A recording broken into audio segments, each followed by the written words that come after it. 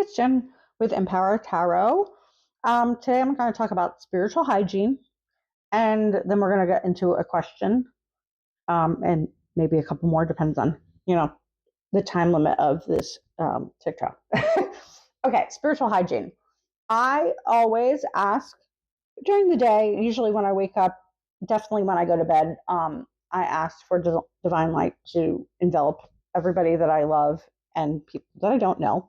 And then specifically when I'm doing a reading of any sort, there's always this knowing that I'm always protected energetically from, other people's energies that are floating in the world. Um, the hygiene part is suggestion, take it or leave it, is that at the end of the day, no matter what's going on, besides gratitude is a wonderful high level energy field, is if to cleanse your energy, almost like a psychic shower, pull back all of your energy from where you sent it during the day, and then let go, send energy of other people's stuff, other people's thoughts, feelings, emotions, negativity, whatever, send it to the light and or back to the person. Now, you don't have to necessarily think about every person in your day. You can literally do it as a general, quick cleanse. It could only take less than a minute. It really doesn't. The timing doesn't really matter. It's more about just energetically cleaning your system. It helps in these times, especially if you're an empath or empathetic in any way. You don't have to be an empath. Being a human being, you're picking up stuff. Feelings scientifically are proven to be communicable, just like your communicable diseases. So why wouldn't you take a cleanse, take a shower? You can even do this in the shower. If you are a night shower person, you could do it in the morning as well. You can use the water as a tool, because the bathtubs in every United States home, I don't know about around the world, are literally grounded. There's a grounding through the pipes all the way to the ground. You are connected to the earth. You can use the water as an energetic cleanse and saying everything that is no longer for me gets to go down the drain. It could be thoughts, feelings, emotions, anger, sadness. Whatever is not for me gets to leave. Besides the dirt on your body, the oil, and that's a wonderful thing. It's super easy and quick. It helps reduce the anxiety in your brain because you're doing something active to take care of yourself. It's kind of like eating the right foods and energetically, just taking care of yourself. Another psychic hygiene thing is asking for permission from somebody's highest self whether or not you can tap into them. In interpersonal relationships, it's rude unless you're very close with the individual and you already have this kind of connection of reading somebody's feelings or thoughts. Now, obviously, people do it automatically. They don't even know that they're reading or expressing and not telling the full truth. Most people inherently don't tell each other. Usually it's like, I'm fine, or, there's the social grace of I'm just being polite for basic conversation. And then there are certain people that will emotionally dump on you. Some people call that vampirism, but I think that there's a difference between somebody who is seeking your energy versus somebody who doesn't have boundaries and doesn't know that they should have boundaries and not share all the things with you. And, that's an energy management thing. And that's also a part of when I do these questions, whether it's a question about a loved one that you might have in a personal reading or about yourself or somebody famous.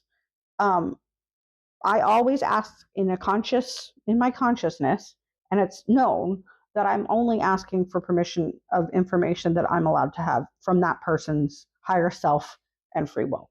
I'm not trying to break any boundaries. I know the karma for that. It's not pleasant on the other side of tapping into somebody's energy and they did not want to be intruded on. And I think everybody should do that. And that's a multi-layered situation.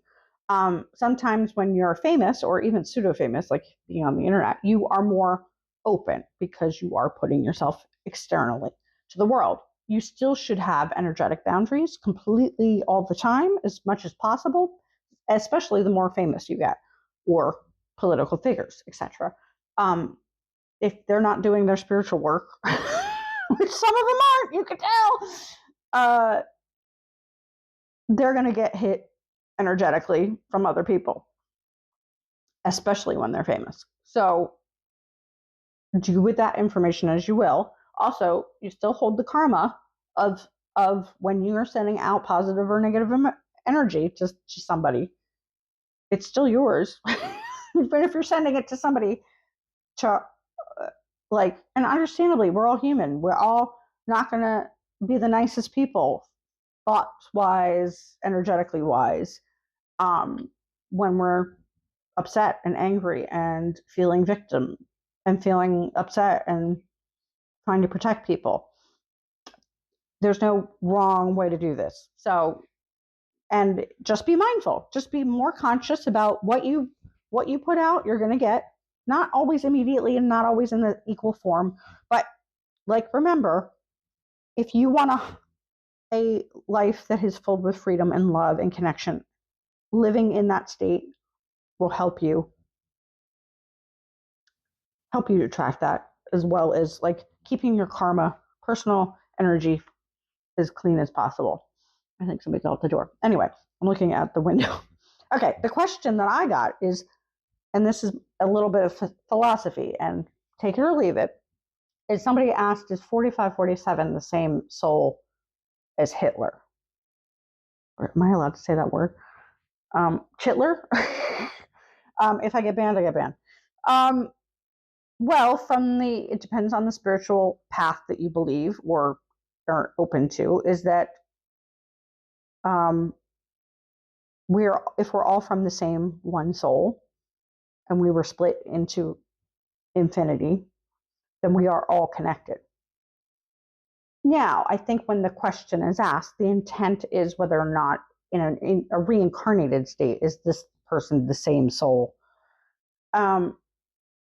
Which is interesting, right?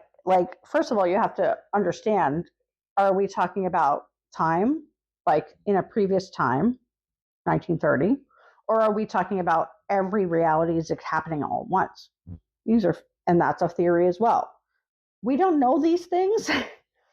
So asking these questions, it's more for people to justify, understandably so, why somebody would do something that they wouldn't do. Why is this person so blah, blah, evil, mean, whatever the words that you want to use to describe this particular individual or anybody in your life? You're trying to make sense of something that doesn't seem sensical. It's understandable.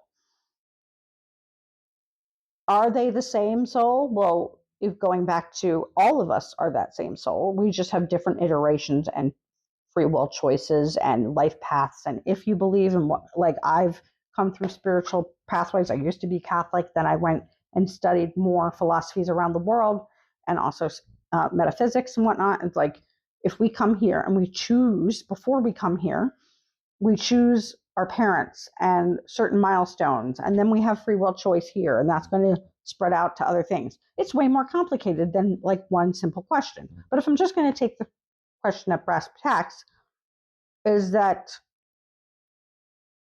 45 had trauma from his family of origin, probably came in.